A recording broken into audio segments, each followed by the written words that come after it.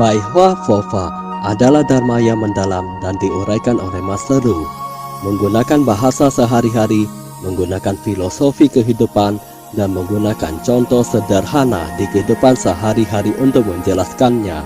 Di dalam Bai Hua Fofa, kita bisa memahami teori dharma yang mendalam dan memunculkan kembali sifat kebudayaan kita semua untuk mengubah nasib kita. Silakan menonton Bai Hua Fofa Master Ru.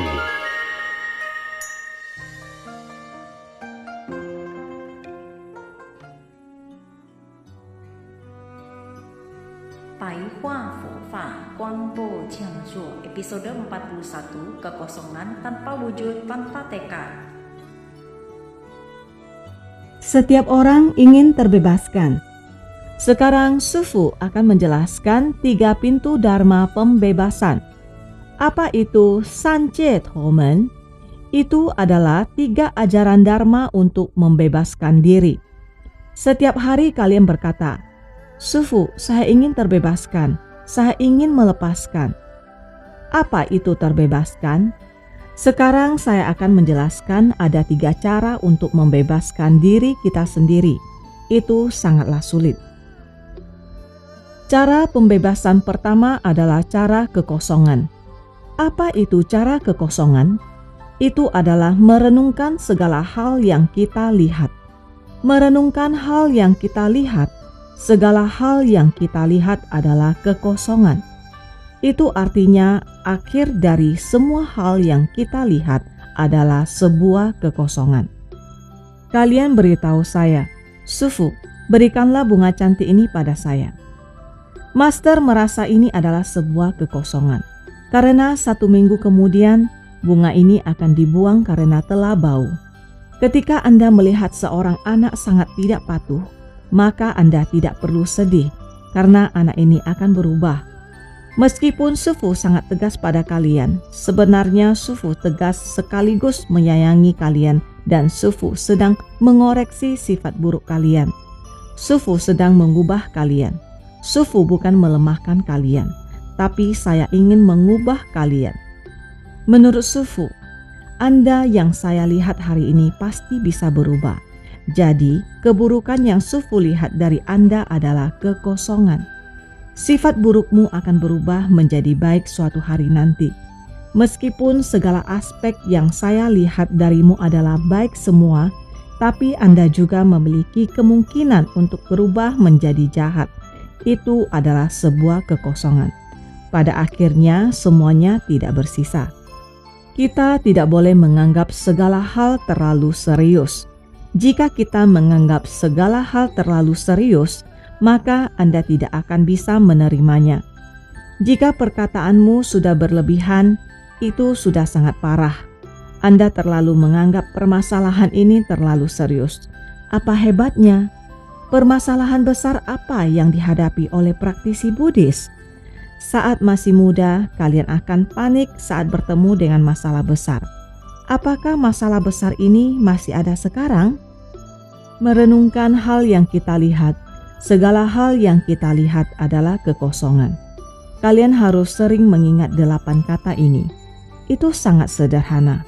Segala hal yang ada di dunia ini akan mengalami perubahan. Meskipun saya sangat buruk, tapi saya mungkin akan berubah menjadi baik. Meskipun saya sudah baik, tapi saya mungkin akan berubah menjadi buruk juga. Itu mengandalkan ketekunanmu. Itu adalah huruf Heng dari arti kata ketekunan. Kita harus memandang segala hal menjadi kekosongan. Segala tindakan adalah kepalsuan. Segala tindakan yang ada di dunia adalah sebuah kepalsuan.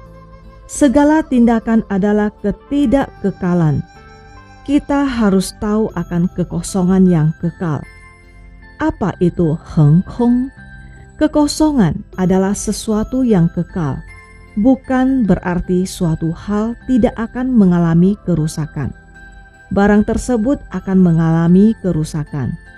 Ada kelahiran, maka ada pemusnahan. Gigi kita akan rusak pada waktunya. Manusia akan mati pada waktunya. Rumah kita akan tiada pada waktunya. Semua itu adalah sebuah kekosongan yang kekal. Cara pembebasan kedua adalah cara tanpa wujud. Apa itu cara tanpa wujud? Merenungkan akhir dari sebab adalah kekosongan, karena segala wujud yang kita lihat adalah sebuah kepalsuan. Oleh karena itu, sebab yang kita lihat saat ini adalah sebuah kekosongan. Perlakuan buruk dari ketuamu adalah kekosongan. Jika Anda bisa berpikir demikian, Anda tidak akan sedih. Mengapa demikian? Karena ketua itu akan diganti dan Anda mungkin akan pindah tempat kerja. Jangan karena ketidaksengajaanmu pada seseorang malah membuatmu sedih berkepanjangan. Husa berkata bahwa meski ekonomi atau aspek kehidupan lainnya memburuk, tapi Anda harus tahu bahwa akhir dari sebab itu adalah kekosongan. Semua itu akan berubah. Sama juga dengan rambut. Rambut akan tumbuh kembali setelah digunting. Meskipun hasil guntingan rambutmu jelek, tapi rambut akan tumbuh kembali. Maksud dari cara tanpa wujud adalah mengajarkan kita untuk tidak terlekat. Cara tanpa wujud adalah memandang segala wujud merupakan sebuah kepalsuan. Segala wujud yang kita lihat adalah kepalsuan. Apakah di dalam Tripitaka ada kalimat yang berbunyi seperti begitu? Kalimat ini juga ada dalam Sutra Intan. Cara pembebasan ketiga adalah cara tanpa tekad. Kita tidak boleh memiliki permohonan, tindakan, dan tekad. Saya tidak memiliki tekad apapun. Banyak orang yang memohon, Bodhisattva, saya ingin naik ke atas langit. Setelah Anda membuat tekad tersebut, itu juga termasuk sebuah kekosongan. Karena semua itu tergantung pada ketekunanmu.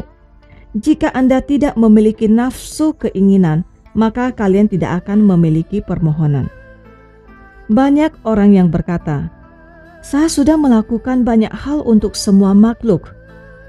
Itu semua tidak ada artinya. Jangan Anda mohon untuk sesuatu.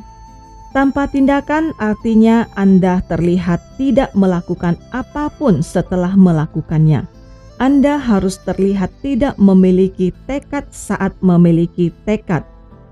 Mengapa Anda begitu pada saya, padahal saya sudah menolong dan baik padamu? Jika bersikap demikian, Anda akan memiliki kebencian. Mengapa banyak orang bisa balas dendam? Karena saat pria itu berpacaran, dia sangat baik pada pacarnya. Dia selalu membelikan makanan untuknya. Dia sangat baik pada wanita tersebut. Pada akhirnya, mereka bertengkar. Hingga akhirnya, wanita tersebut tidak menginginkannya lagi. Mengapa Anda berani melakukannya? Apakah Anda mengira dia melupakan kebaikanmu di masa lalu? Lalu, dia mengambil air nitrat dan melakukan rencana jahat. Karena dia benci padanya.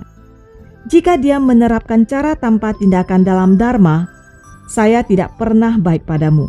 Memang itu sudah sepantasnya. Kalau berhasil, ya sudah. Kalau gagal, ya sudah. Anda tidak akan masuk ke penjara jika Anda tidak merusaki wajah orang lain. Tidak peduli tekad apapun yang Anda buat hari ini pada Bodhisattva. Lupakan semua itu meski Anda sudah mengatakannya. Anda hanya perlu menjalankannya dengan sungguh-sungguh. Mengapa Anda masih terus memikirkannya? Saya sudah memberitahu Pusa.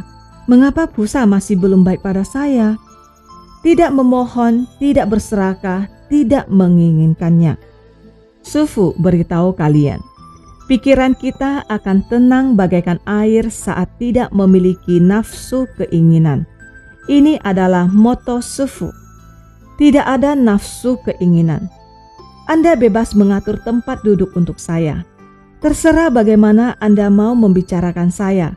Saya hanya perlu bertindak selayaknya seorang Pusa. Terserah bagaimana Anda mau memperlakukan saya. Saya akan tetap baik padamu. Saya juga rela diberikan penderitaan. Saya berterima kasih atas kebahagiaan yang diberikan olehmu.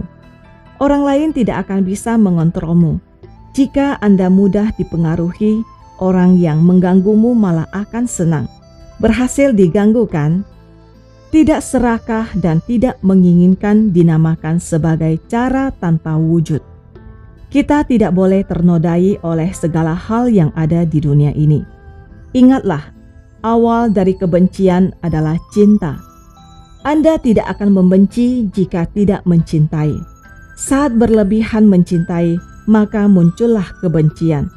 Banyak orang tua yang sangat mencintai anaknya. Saat orang tuanya tidak menuruti keinginannya, dia akan membenci orang tuanya. Perubahan sikap manusia adalah perubahan yang ada di hati manusia. Ingatlah cara untuk memohon Buddha. Mengapa permohonan kita kepada Kuan Yin Pusa bisa manjur? Ada satu trik yang penting. Ada trik tertentu untuk belajar Dharma. Bagaimana agar doa kita bisa dikabulkan? Ada banyak orang yang ingin belajar bagaimana caranya agar doanya bisa dikabulkan. Pikiran kita harus fokus. Kita harus fokus memohon Kuan Yin Pusa. Hati kita harus hormat dan tidak boleh ada keraguan.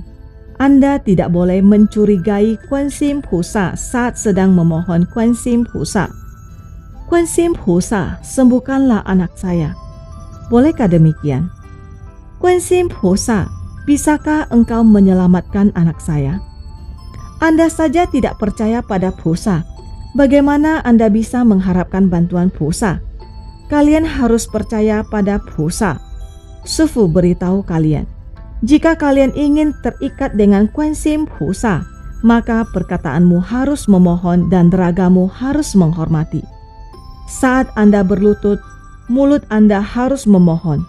Ragamu harus menyembah dan mulutmu harus memohon.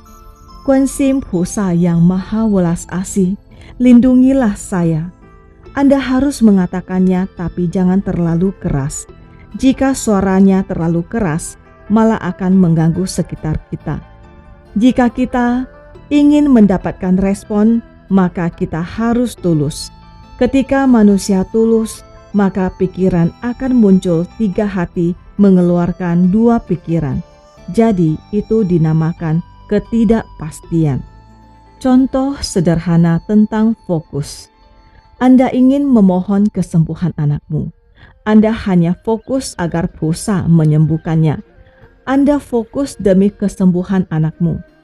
Bagaimana 3 hati itu muncul? Arti 3 hati adalah, Kuan Yin Pusa, sembuhkanlah anak saya. Saya masih ingin menemui dokter barat. Apakah dokter barat bisa mengobatinya? Jika tidak bisa, saya bisa mencari dukun dan meramal. Mengapa bisa muncul 2 pikiran setelah memiliki 3 keinginan?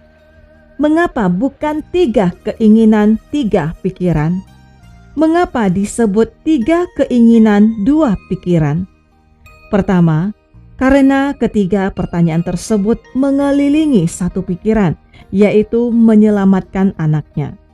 Salah satu pikiran dari ketiganya sudah dibuang, yang tersisa hanya 2 pikiran. Jadi, itu disebut 3 keinginan, 2 pikiran. Satu pikiran sudah diambil, maka disebut 3 keinginan, 2 pikiran. Yang tersisa hanya 2 pikiran. Kedua pikiran tersebut adalah pikiran kacau yang berterbangan. Jika Anda terikat dengan Kuan Yin Pusa, itu berarti Anda bisa terhubung dengan jalan kebudaan dengan bodhisattva. Jadi, membina diri harus sesuai dengan ajaran Dharma. Terima kasih telah menyaksikan pencerahan Pai Hua Fofa Master Lu Junhong.